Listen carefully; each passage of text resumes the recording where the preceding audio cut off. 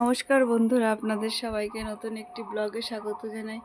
আজকে আবার চলে এলাম আপনাদের সাথে নতুন একটি ব্লগ শেয়ার করতে। বাইরেটা দেখুন, প্রচণ্ড রোদ উঠেছে।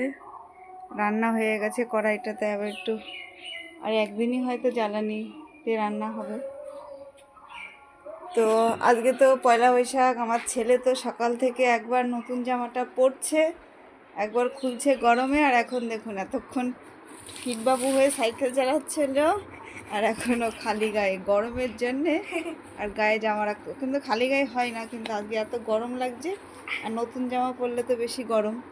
আর যখনই সাইকেলটা নিয়ে বেরোচ্ছে তখনই ও নতুন জামাটা পরছে। তা ওরও খিদে পেয়েছে, সকালে মাত্র একটা রুটি খেয়েছিল। আর আজকে ওর একটু বেশিই খিদে পাবে, কারণ একটু চিকেন রান্না হয়েছে। তো চিকেনটা হলে ওর ঠিক এই যে আমার আর আমার ছেলের একদম নর্মালভাবে সব কুচি করে রান্না। আমি দুটো গাজর একটু সেদ্ধ করে দিয়ে দিয়েছি, আমি খাবো।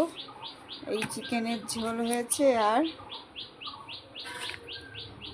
2.5 পিস মতন মাছ ভাজা ছিল কালকের। মাছটা গরমে তো রেখে দিলেও নষ্ট হয়ে যাবে, তাই একটু ফেলে দেওয়া সবজি, দুটো পটল, একটা একদম সে কবেকার যে ক্যাপসিকাম ছিল, আর একটুখানি লাউ দিয়ে আমি রান্না করেছি, খাবো।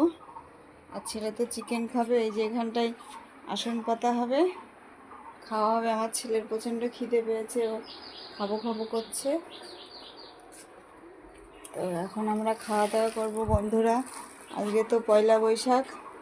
তো আপনাদের সবাইকে শুভ নববর্ষের প্রীতি শুভেচ্ছা জানাই। আপনারা কে কে দুপুরবেলায় খাওয়া দাওয়া করেননি, চলে আসুন আমাদের বাড়িতে।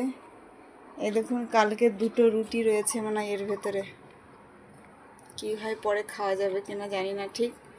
আর এই যে দুধটাও রয়েছে। এই দুধটা সকালবেলায় তো একটু দুধটা পড়েও গেল। তো এই যে জল ভরে নিয়েছি জলের পাত্রর থেকে। এইবার এই পাত্রটা যে খুবই, দেখুন পাত্রটায় জল ভরলে জলে থালা ভর্তি হয়ে গেছে, জলটা পড়ে যায়, ভর্তি হয়ে গেছে, থালায় যে ভর্তি হয়ে গেছে।